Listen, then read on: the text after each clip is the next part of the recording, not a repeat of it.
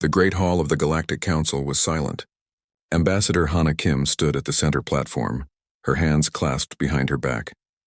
Above her, floating in their designated spaces, were the representatives of the 5 major powers.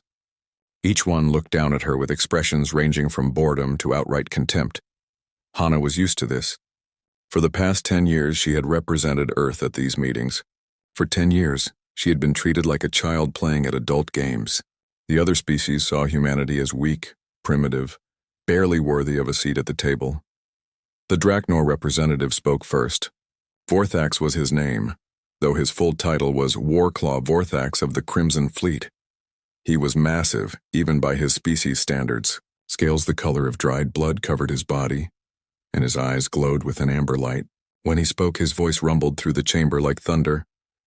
"The Draknor Empire has been patient long enough," Vorthax said. "Humanity occupies a star system of significant strategic value. Your species cannot defend it. You cannot use it properly. Therefore, we are claiming it for the greater good of the galactic community." Hana felt her stomach tighten, but she kept her face calm. "Earth is our home. It has been our home for millions of years. We will not simply abandon it." A clicking sound came from the Vesh representative. The insectoid creature's mandibles moved rapidly, translating through the chamber's communication system. "Your attachment to a single planet is inefficient. We are offering you colony worlds. Good worlds. You should be grateful." "Grateful," Hana repeated, her voice steady. "You want us to be grateful that you're taking our home?" The Luminar representative shimmered, its crystalline body reflecting light in patterns that conveyed amusement. "What can you do to stop it, Ambassador? Your military is laughable, 3 cruisers and a handful of frigates. We have seen your weapons technology. Kinetic projectiles. Chemical propulsion. You're using technology that most species abandoned thousands of years ago." Hana wanted to respond, but she held her tongue. There were things she could say. Secrets she knew, but now was not the time. "Not yet," Vorthax continued. "The Draknor Empire is being generous. We are giving you 72 hours to evacuate your system peacefully. After that time, our fleet will arrive. If you resist, you will be removed by force. Many of you will die. This is your choice." The other representatives nodded in agreement. Even the more peaceful species seemed to think this was reasonable. After all, what could humanity do? They were weak. Everyone knew it. 72 hours, Hana said quietly. "That's your final offer?" "It is more than you deserve," Vorthax growled. Hana nodded slowly. "Then I will take your message back to Earth, but know this, Warclaw Vorthax. Humanity does not surrender easily." "We never have," Vorthax laughed, a deep rumbling sound. Brave words from a species with no teeth. "The council is adjourned. You have your time. Use it to save lives and evacuate peacefully." The representatives began to disappear, teleporting back to their respective ships or homeworlds. Within moments, Hana stood alone in the chamber. She allowed herself one moment of emotion, closing her eyes and taking a deep breath. Then she activated her communicator. "This is Ambassador Kim. Connect me to Earth Defense Command. Priority Alpha." Across the solar system, Captain Jinho Park sat in the command chair of the Earth cruiser Defiant. It was old as far as spaceships went. 50 years of service, multiple refits, and more patches than original hull plating. But it was his ship and he loved it. The ship's comm officer turned to him. "Sir, priority transmission from Earth, it's sealed with alpha codes." Jinho felt ice in his veins. Alpha codes meant one thing. War. "Put it through," he said. The screen flickered to life, showing Admiral Yuna Choi. She was an older woman, her hair gray, her face lined with years of service. But her eyes were sharp and clear. "Captain Park," she said without preamble, "you are to take your fleet to coordinates that will be transmitted separately. You will wait there until further orders. Do not engage any hostile forces. Do not return to Earth, do you understand?" Jinho blinked.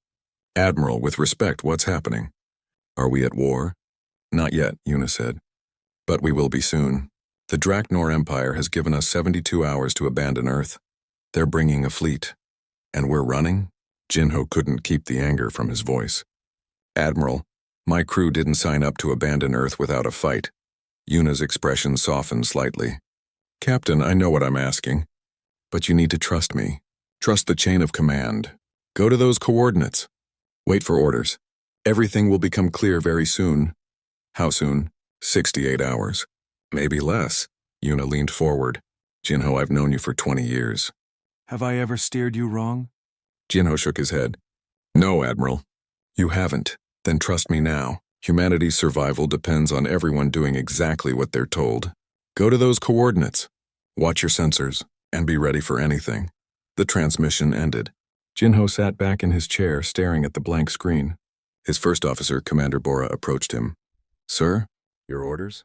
Plot a course to the coordinates we're about to receive, Jinho said, and send a message to the other ships in the fleet. We're moving out. Are we really running, sir? Bora asked quietly. Jinho thought about Admiral Yuna's words, about the strange certainty in her voice, about the way she said everything would become clear. No, he said finally. I don't think we are. I think we're moving into position for something. I just don't know what. On Earth, deep beneath the Pacific Ocean, Admiral Yuna Choi walked through corridors that hadn't been used in months. The lights activated as she passed, responding to her biosignature. Around her, the walls hummed with power that had been sleeping for decades. She reached a massive door at the end of the corridor. On it was a simple label, Titan Protocol. Yuna placed her hand on the scanner. A light passed over her palm, reading her DNA, her fingerprints, and the unique pattern of her blood vessels. A moment later, the door slid open with a hiss of equalizing pressure. Beyond the door was a control room. Engineer Minho Bayek was already there, his fingers flying over multiple screens. He looked up as Yuna entered. Admiral, he said, I've been expecting you. I take it the council didn't go well? They've given us 72 hours, Yuna said. Vorthax is bringing a fleet. 200 ships, according to our intelligence. Minho nodded. Then it's time? Yuna looked at the screens, at the data flowing across them. 300 years of secrets. 300 years of preparation. Humanity's greatest achievement hidden from the galaxy. Yes, she said. Begin the activation sequence. It's time the galaxy learned what happens when you threaten humanity's home. Minho's fingers moved across the controls.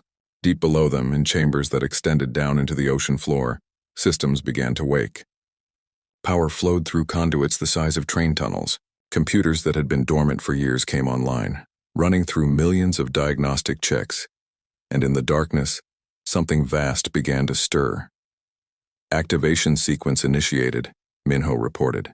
All systems responding normally. The eternal horizon is waking up. Yuna allowed herself a small smile. Good, and the others? All 6 sister ships are beginning activation as well. By the time the Draknor fleet arrives, we'll be ready. Yuna nodded. She thought about Ambassador Hana, standing alone in that council chamber. About Captain Jinho, confused but following orders. About the billions of people on Earth who had no idea what was about to happen. 72 hours, she said quietly.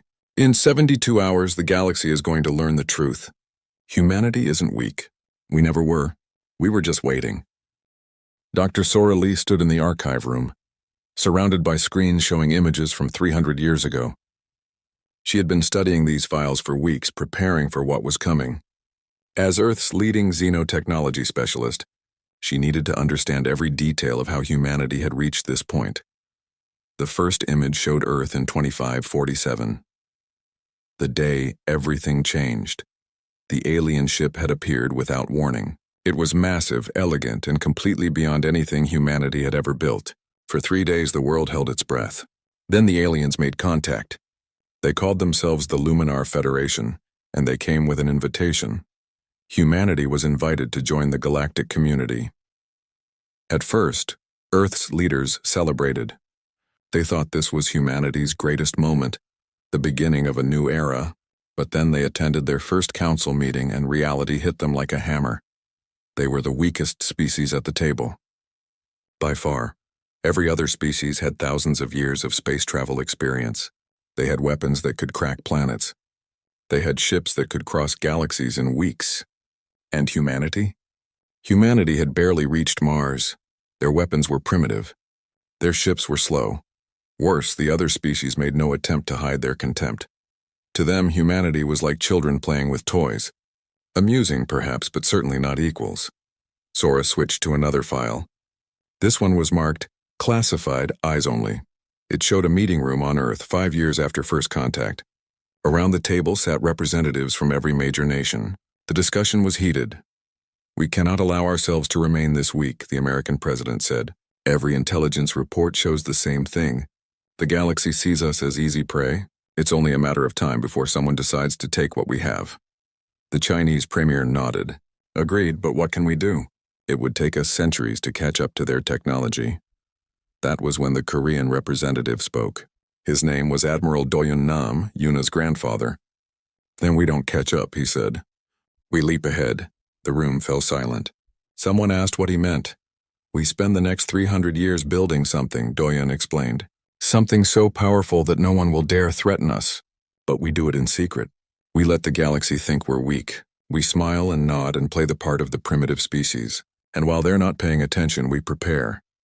That was the birth of the Titan Protocol. Sora closed the old files and pulled up more recent data. The work had been incredible. Every nation on Earth contributed. Resources, scientists, engineers, entire generations dedicated to a single purpose: building humanity's sword and shield. The facilities were constructed in the deepest parts of the ocean, in remote asteroid fields, on the far side of the moon. Anywhere that prying alien eyes wouldn't look. The workers rotated every 10 years, sworn to secrecy, their families cared for by the program. And slowly, over centuries, the impossible became real. Sora's communicator buzzed. It was Engineer Minho. "Dr. Lee, we need you in Bay 7.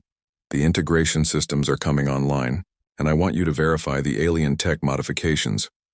"On my way," Sora replied. She made her way through the facility, taking an elevator down for what felt like forever. When the doors opened, she stepped into a chamber so large that she couldn't see the far wall, and there, suspended in the center, was a sight that still took her breath away. The eternal horizon. 20 kilometers of military engineering. It was beautiful and terrifying at the same time. The hull was a dark gray metal, smooth and seamless. Weapon ports dotted its surface like stars in the night sky. And along its length, she could see the results of humanity's greatest achievement: taking alien technology and making it better. Minho met her at the observation deck. "Beautiful, isn't she?" "Terrifying is more accurate," Sora said. "How's the integration going?" "Better than expected. We took the Luminar shield technology and increased its efficiency by 40%. The Draknor weapon systems, we miniaturized them and tripled the firing rate. The Vesh propulsion drives, we combined them with our own innovations and created something that can micro-jump with pinpoint accuracy." Sora nodded, checking the data on her tablet. Everything Minho said was true. Humanity hadn't just copied alien technology. They had studied it, understood it, and improved it. The eternal horizon represented the best of what the galaxy had to offer, refined through human creativity and desperation. "What about the other ships?" she asked. "All 6 sister ships are on schedule. The Unyielding Dawn is at 98% readiness. Silent Thunder and Crimson Oath are both at 95%. The others are close behind. 7 supercarriers, each one capable of taking on an entire fleet by itself. This was humanity's secret, kept hidden for 3 centuries while the galaxy laughed at them." Across the solar system, Captain Jinho's fleet reached the coordinates Admiral Yuna had given them.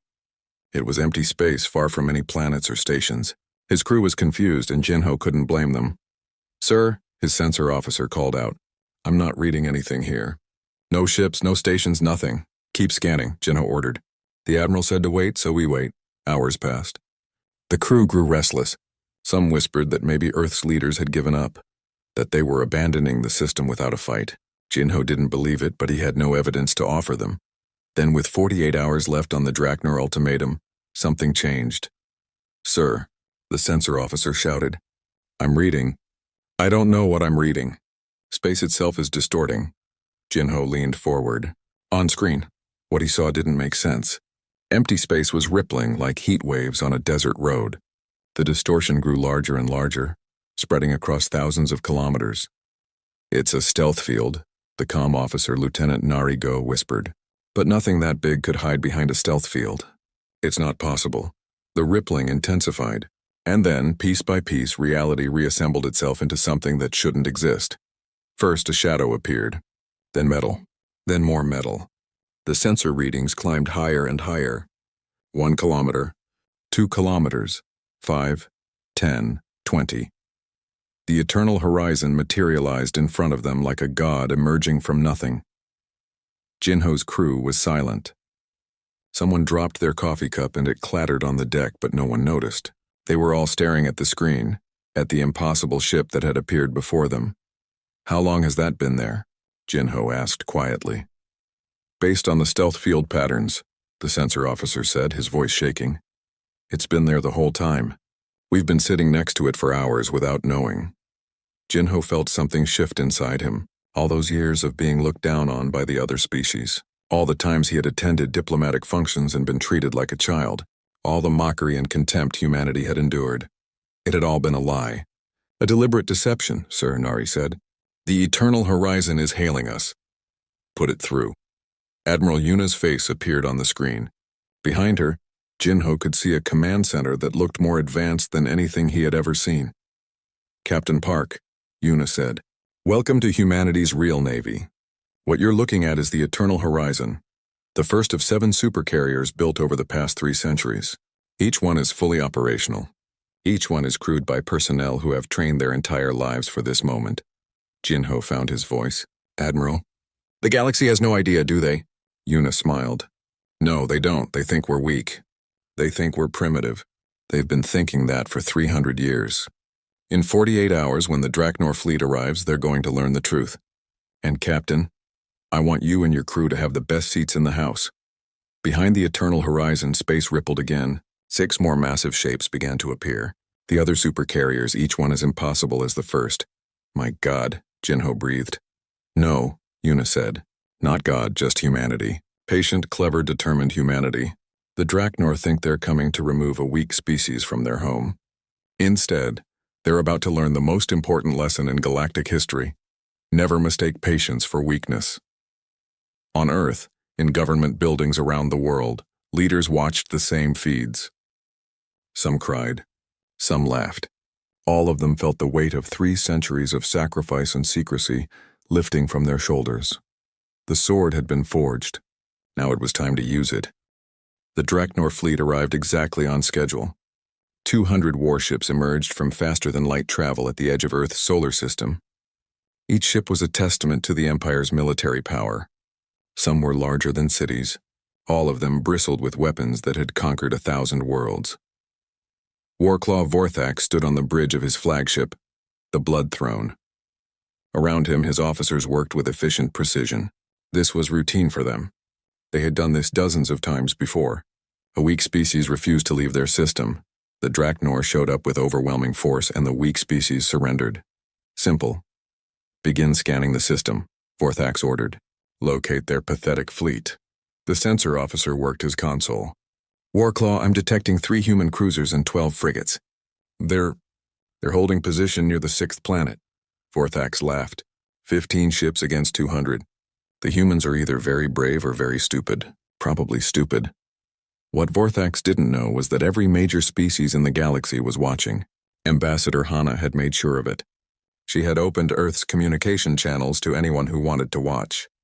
By her count, representatives from 47 different civilizations were monitoring the feeds. Let them watch, she thought. Let them all watch what happens when you threaten humanity. On the eternal horizon, Admiral Yuna stood in the command center. Around her, hundreds of officers sat at their stations. Every one of them had trained for this moment. Some were the children of the original builders. Others were new recruits who had learned about the Titan protocol only months ago. But all of them were ready. "Status report," Yuna said calmly. Commander Taeyang Shin, her second-in-command, consulted his displays. "All 7 carriers are at full combat readiness. Fighter squadrons are prepared for launch. Weapon systems are charged. Shield generators are at maximum output. And the Draknor fleet? They're scanning the system, but they haven't detected us yet. The stealth fields are holding perfectly." Yuna nodded. The stealth technology had been one of humanity's greatest innovations. By studying and combining techniques from multiple species, human engineers had created something new. Something that could hide ships as large as the supercarriers from even the most advanced sensors. "Let them get closer," Yuna said. "I want them well inside the system before we reveal ourselves." Captain Jinho watched from his cruiser, the Defiant. His crew was tense. They knew what was coming, but that didn't make it any easier. 200 enemy ships. Even with the Eternal Horizon and its sister ships, the odds seemed impossible. "Sir," Lieutenant Nari said quietly, "the Draknor are hailing us." "Put it through," Jinho replied. Vorthax's scaled face appeared on the screen. "Human vessel, you have exactly 5 minutes to power down your weapons and surrender. If you comply, your crew will be allowed to evacuate to one of the colony worlds. If you resist, you will be destroyed. Choose wisely." Jinho took a deep breath. Admiral Yuna had given him specific instructions for this moment. He was to keep the Draknor talking as long as possible. "Warclaw Vorthax," Jinho said. "I represent Earth Defense Command. We cannot surrender our home. Surely we can reach some kind of agreement?" Vorthax snorted. "There is no agreement. You leave or you die. Those are your options. Then give us more time. A few more hours to evacuate our civilian population. You have had 72 hours. No more delays. 4 minutes remaining." In the Galactic Council's observation chamber, dozens of species watched the exchange. Some felt pity for humanity. Others felt nothing at all. The galaxy was harsh and the weak had no place in it. The Luminar representative shimmered with what might have been sadness. "They chose pride over survival. How unfortunate." The Vesh representative clicked its agreement. "Inefficient decision. The humans had good options for relocation." Only one representative seemed troubled. She was from a species called the Kirin, a peaceful race of telepaths. "Something feels wrong," she said. The human ambassador was too calm. "Too confident." "Confident in what?" another representative asked. "They have no military. This will be over in minutes." Back on the Blood Throne, Vorthax's patience ran out. "Time is up. All ships advance into the system. Target the human fleet. Fire when in range." The Draknor armada began moving forward, their ships spreading out in a standard attack formation. They expected resistance from the 15 human ships. They expected a brief one-sided battle. They expected victory. They did not expect what happened next. "Now," Admiral Yuna said simply. Across thousands of kilometers of space, 7 points of distortion appeared. The stealth fields collapsed all at once, revealing what had been hidden beneath them. The 7 supercarriers materialized like ghosts, becoming solid. They were positioned in a perfect sphere around the Draknor fleet, which meant the enemy was suddenly surrounded. On the Blood Throne, alarms began screaming. "Warclaw," the sensor officer shouted. "Unknown contacts." Multiple contacts. 7 massive signatures just appeared from nowhere. Vorthax stared at his screens in disbelief. "What are those, ships?" "Nothing that large should be able to hide." But they weren't just hiding anymore. From each supercarrier, hundreds of smaller ships began to emerge. Fighters, bombers, destroyers, frigates. The human fleet had just grown from 15 ships to over 3,000 in a matter of seconds. And that wasn't all. As the galaxy watched in stunned silence, Admiral Yuna opened a communication channel that broadcast to every ship in the system, and through them, to every observer across known space. "Attention, Draknor fleet." Yuna's voice was calm and cold. "This is Admiral Yuna Choi of the Terran Defense Force. You came here believing humanity was weak. You came here thinking you could take our home with threats and violence. You were wrong." She paused, letting her words sink in. "For 300 years we have watched the galaxy. We studied your technology. We learned from your wars. And we prepared for the day when someone would mistake our patience for weakness. That day has arrived." Behind her, technicians began transmitting data. Specifications of the supercarriers, details of their weapons, readings of their shield strength. All of it far beyond anything the galaxy currently possessed. "You have one chance," Yuna continued. "Power down your weapons, retreat from this system, or discover why humanity is still alive after 300 years of being underestimated." Vorthax was shaking with rage. "This is a trick, some kind of hologram or illusion. Those ships can't be real," his weapons officer interrupted. "Warclaw, my scans say they're very real, and they're targeting us. All of them." "Then we attack," Vorthax roared. "All ships open fire. Destroy those monstrosities." Across the galaxy, observers leaned forward. Some hoped the humans would back down. Others wanted to see what would happen. The Kirin representative closed her eyes and whispered, "They should have retreated." The Draknor fleet fired first. 200 ships unleashed their weapons. Energy beams, missiles, plasma torpedoes. Enough firepower to destroy a small moon. The attack struck the supercarrier's shields, For a moment, the protective barriers glowed bright with absorbed energy. Then the light faded and the shields held. Not a single shot penetrated. Impossible, Vorthax whispered. Admiral Yuna's voice came through again. You were warned. All ships, you are cleared to engage. Show them what humanity has built. The Eternal Horizon fired its main weapons. They were called dark matter rail cannons, though that name didn't quite capture what they were. The projectiles accelerated to 40% of light speed before leaving the barrels. They struck 3 Draknor cruisers dead center. The ships didn't explode. They simply ceased to exist, punched through by projectiles moving so fast that their shields and armor might as well have been paper. 3 cruisers gone in the first salvo. The Draknor fleet hesitated, confusion spreading through their ranks. Then the other 6 supercarriers opened fire. The battle had begun, and the galaxy could only watch in awe and horror as humanity revealed what 3 centuries of patience and preparation had created. Ship after ship fell to weapons that seemed pulled from science fiction. The Draknor fought back desperately, but their shots either missed entirely or splashed uselessly against shields that were generations ahead of their technology. In the council chamber, the representative sat in stunned silence. The Luminar's crystalline body had stopped glowing. The Vesh's mandibles had frozen mid-click. Even the normally confident species were speechless. They've been hiding this the entire time, someone whispered. 300 years. They let us think they were weak. The Kirin representative opened her eyes.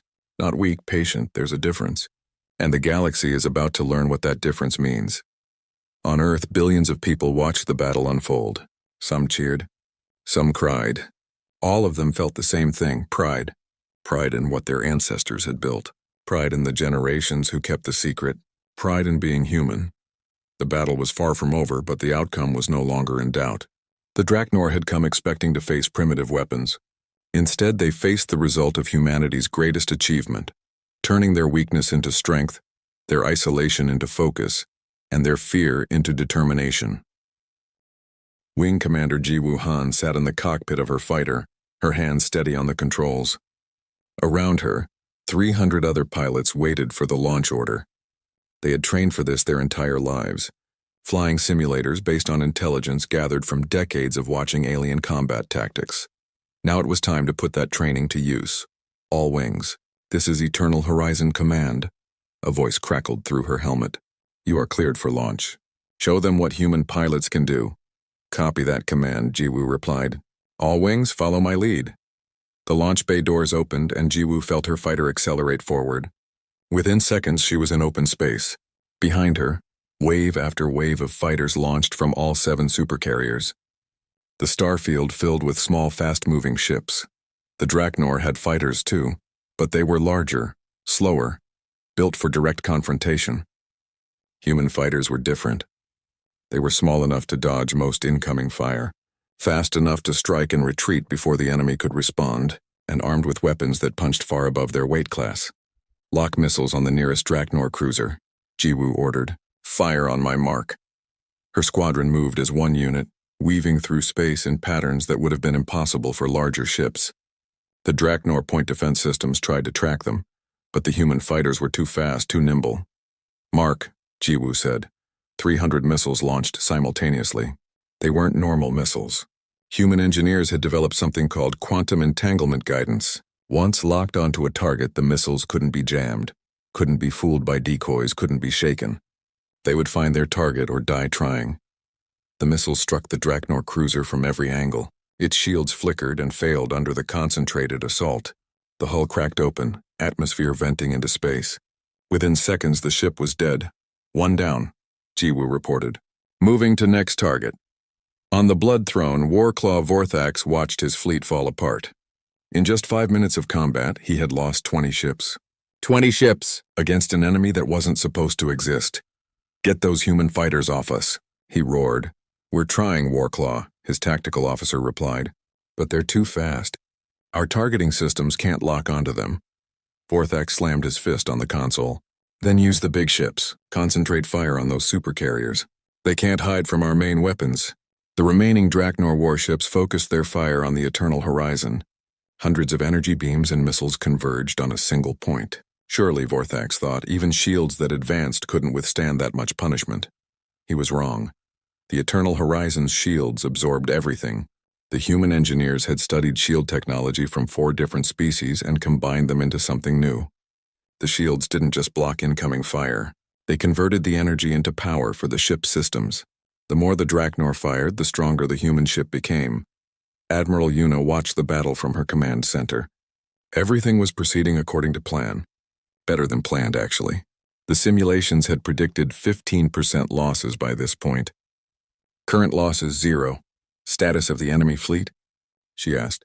Commander Tai Yang consulted his displays. We've destroyed or disabled 43 Draknor ships. Another 12 are retreating. The rest are still trying to fight. What about our forces? Minor shield damage on the Crimson Oath already regenerating. 2 fighters reported minor system malfunctions, both returning to carriers for quick repairs. Otherwise no casualties, Una nodded. She felt no pleasure in the destruction. War was never something to celebrate. But the Draknor had given them no choice. They had come here to take humanity's home. Now they were learning that some species fought back. Captain Hyun Kang commanded a squadron of human destroyers. His ships were smaller than the supercarriers, but still more advanced than anything the Draknor had. His specialty was what the military called micro-jump tactics. All ships prepare for synchronized jump, Hyun ordered. His squadron's engines powered up. Then in perfect unison, all 12 destroyers vanished. They jumped into faster-than-light travel for exactly 3 seconds. When they reappeared, they were directly behind a Draknor battleship. Fire everything, Hyun said calmly. The destroyers unleashed their weapons at point-blank range. The Draknor battleship's rear shields, designed to protect against long-range attacks, weren't strong enough to stop weapons fired from mere kilometers away. The ship's engines exploded and the massive vessel began to drift, powerless. Before the Draknor could respond, Hyun's squadron jumped again. They reappeared 10,000 kilometers away, already targeting their next victim. This is incredible, Lieutenant Nari said from the Defiant. She and the rest of Captain Jinho's crew were watching the battle, still officially part of the old fleet. The Draknor can't even touch them. That's the point, Jinho replied. For 300 years we studied how every species in the galaxy fights. We learned their tactics, their strategies, their weaknesses, and we built our military to counter all of it. The battle continued for 18 minutes total. 18 minutes that changed everything. By the time it ended, the Draknor fleet was broken. 68 ships were destroyed. Another 83 were disabled, their crews either dead or surrendered. Only 49 ships remained combat-capable, and those were fleeing as fast as their engines could carry them. Warclaw Vorthax's flagship was among the disabled ships. A missile strike had taken out his main engines. He sat on his damaged bridge, staring at the screens in disbelief. How? He whispered. How did we not know? Admiral Una's face appeared on his communication screen. Because we didn't want you to know. For 3 centuries, we played the part you expected. We acted weak. We acted primitive. We let you laugh at us, and while you were laughing, we were building. You can't do this, Vorthax stammered. The Galactic Council will do nothing, Una interrupted. Because they're all watching. Every major species in the galaxy has been watching this battle. They all see what happened when you attacked us. Do you think any of them want to be next? Vorthax had no answer.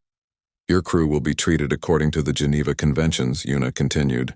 That's a human concept. It means we'll treat our prisoners with dignity and respect, even though you came here to destroy us. Maybe you'll learn something from that. The transmission ended. Vorthax slumped in his command chair, defeated not just in battle but in spirit. The Draknor Empire had never lost like this. They had never even imagined they could lose like this. Across the galaxy, in thousands of observation centers and council chambers, the reactions were similar: shock, awe, fear, respect. The Luminar representative's crystalline body pulsed with confused colors. 300 years. They hid this for 300 years. Efficient, the Vesh representative clicked. Extremely efficient deception. The Kirin telepath smiled sadly. Not deception, survival. They did what they had to do.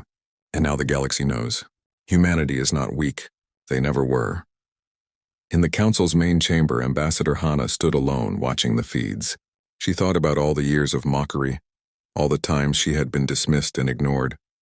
She thought about her predecessors, the ambassadors who came before her, all of them playing the same role, hiding the same secret. It had been hard.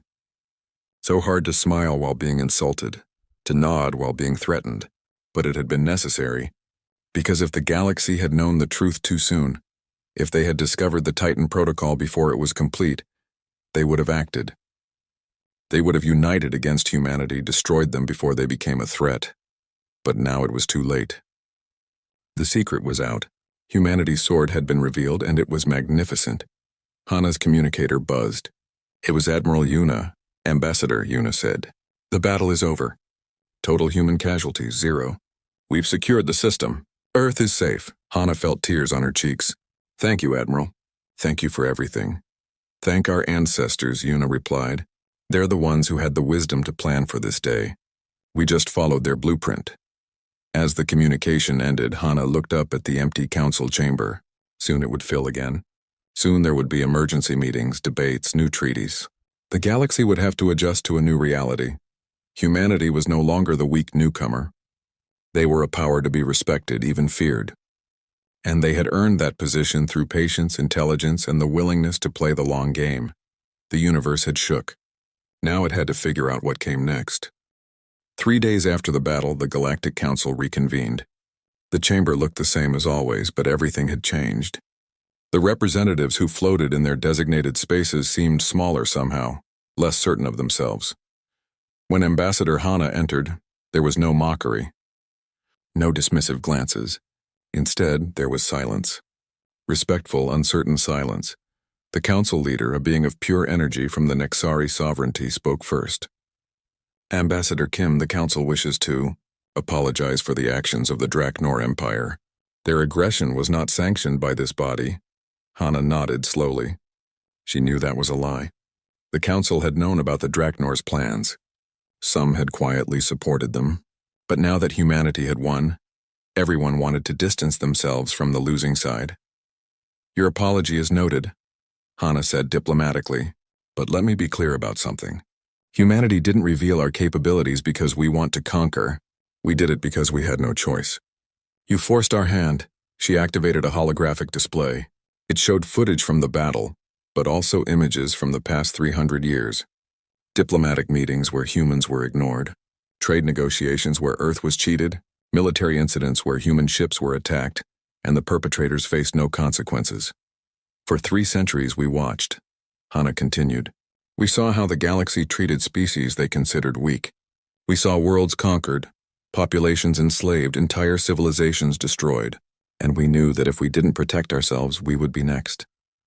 The Luminar representative shimmered with what might have been shame. You did what you thought necessary for survival. We did what we had to do, Hana corrected. And now the galaxy faces a choice. You can accept humanity as equals, or you can try to oppose us. I think we've all seen how the second option works out. The Vesh representative clicked nervously. What does humanity want? It was the question everyone had been afraid to ask. What did humanity want now that they had power? Hana smiled. The same thing we've always wanted. To be left alone to live in peace. To trade freely and fairly. To be treated with the same respect you show each other. We don't want to rule the galaxy. We just want our place in it, she paused, letting that sink in. But understand this. We will never again allow ourselves to be threatened. The 7 supercarriers you saw are only the beginning. We have the facilities, the technology, and the will to build more if necessary. Anyone who threatens Earth or human colonies will face the same fate as the Draknor fleet. The council chamber was quiet for a long moment. Then the Nexari leader spoke. The council accepts humanity's terms. Earth will retain sovereignty over its territory. Trade agreements will be renegotiated on equal terms, and the Draknor Empire will face sanctions for their unprovoked aggression. It was everything Hana had hoped for, but she showed no emotion. The council's wisdom is appreciated. Humanity looks forward to building better relationships with all peaceful species. As the meeting adjourned, several representatives approached Hana privately. Some wanted to establish new trade routes. Others wanted to discuss technology sharing. A few even apologized personally for how they had treated humanity in the past. The galaxy was adapting quickly. That was how power worked. One day you were nobody. The next day, everyone wanted to be your friend. On Earth, the celebrations continued. Cities around the world held parades. Schools taught children about the Titan Protocol. about the generations who worked in secret to protect humanity's future. Statues were erected honoring Admiral Doyen Nam and the other founders who had started it all. Admiral Yuna stood on a stage in Seoul, addressing a crowd of millions. Behind her stood the crews of the 7 supercarriers, heroes all. Today marks a new chapter in human history, Yuna said. For 300 years our ancestors carried a burden. They knew a secret that could never be shared. They worked their entire lives on projects they could never discuss. They made sacrifices that would never be publicly acknowledged. Until now, the crowd cheered. Yuna waited for silence to return. But while we celebrate, we must also remember why the Titan Protocol was necessary. The galaxy can be cruel to the weak. It always has been. Our ancestors understood this. They understood that hope alone isn't enough. You need strength to back it up. She gestured to the supercarriers visible in orbit above them. These ships are not weapons of conquest. They are shields. They exist to protect human life, human freedom, and human dignity. And as long as I live, they will serve that purpose and nothing else. Captain Jinho stood among the crowd, now promoted to admiral and given command of the Eternal Horizon. It felt surreal. Just a week ago, he had been flying an old cruiser, thinking humanity was barely holding on. Now he commanded the most powerful warship in known space. His communicator buzzed. It was Dr. Sora. Admiral Park, congratulations on your promotion. When you have time, I need to brief you on something. Can it wait? Jinho asked. I'm at the ceremony. It's waited 300 years already. A few more hours won't hurt. But Jinho, there's something you need to know. Something only a few people know. Jinho felt a chill. What is it? The Titan Protocol wasn't finished. It was just Phase 1. Later that evening, Jinho met Sora and Engineer Minho in a restricted section of the Pacific facility. They took him deeper than he had ever been, through corridors that seemed to go down forever. Finally, they reached a door marked Phase 2. What's behind there? Jinho asked. Minho smiled. The same thing humanity has been doing for 300 years. Planning ahead. The galaxy knows about the supercarriers now. They know about our fighter technology, our weapons, our shields. Eventually, someone will try to counter them. Someone will develop defenses or create alliances specifically to oppose us. So what's Phase 2? Sora activated a holographic display. It showed schematics for something that made even the supercarriers look small. A mobile space station. Part shipyard, part fortress, part city. It was massive beyond comprehension. We call it Sanctuary, Sora explained. It's designed to be completely self-sufficient. It can build ships, process raw materials, support a population of 50,000, and defend itself against anything the galaxy could throw at it. Construction began 200 years ago. Jinho stared at the schematics. How close to completion? 70%, Minho said. Another 50 years if we continue at the current pace. But now that the secret is out, now that we have resources we don't have to hide anymore, we could finish it in 20 years. Maybe 15. Why are you telling me this? Because you're going to be the public face of humanity's military, Sora said. People will look at you and think they understand human capabilities. The galaxy will study the supercarriers and think they've seen our best. But the truth is we're always working on the next thing. We're always planning ahead. That's how humanity survives. Jinho nodded slowly. He understood now. The Titan Protocol wasn't just about building ships. It was about creating a culture of preparation, of never being caught off guard again. Does Admiral Yuna know about this? She's the one who authorized us to tell you, Minho replied. Welcome to the real inner circle, Admiral Park. Months passed. The galaxy slowly adjusted to the new reality. Trade with humanity increased dramatically. Species that had ignored Earth for centuries suddenly wanted partnerships and alliances. Human technology became highly sought after, though Earth was careful about what they shared. The Draknor Empire faced severe sanctions. Warclaw Vorthax was put on trial for war crimes. The proceedings were broadcast across the galaxy, a reminder of what happened to those who attacked humanity. But not everyone was happy about humanity's rise. Some species felt threatened. Others felt embarrassed that they had been fooled for so long. In the shadows, alliances began to form. Plans were made. Humanity knew this would happen. That was why Phase 2 existed. That was why they never stopped preparing. Ambassador Hana sat in her office looking at reports from across the galaxy. Some were encouraging. Many were concerning. But she wasn't worried. Humanity had learned its lesson 300 years ago. Never assume you're safe. Never stop preparing. Never let your guard down, her communicator chimed. It was Admiral Una, Ambassador. We have a situation. 3 species just formed a military pact. They're calling it the Coalition for Galactic Balance. Our intelligence suggests they're pooling resources to develop counters to our technology. Hana smiled. Let them try. How's Phase 2 coming along? Ahead of schedule. At the current rate, Sanctuary will be operational in 18 years. Good. And the other projects? Also progressing well. By the time anyone catches up to what we revealed, we'll be 2 generations ahead again. Hana ended the call and returned to her reports. Outside her window, Earth turned peacefully in the darkness of space. Above it, the 7 supercarriers maintained their watch, eternal guardians of humanity's home. The galaxy had learned one lesson. Humanity is not weak, but there was a second lesson they had yet to understand. Humanity never stops learning, never stops innovating, never stops preparing for tomorrow's threats.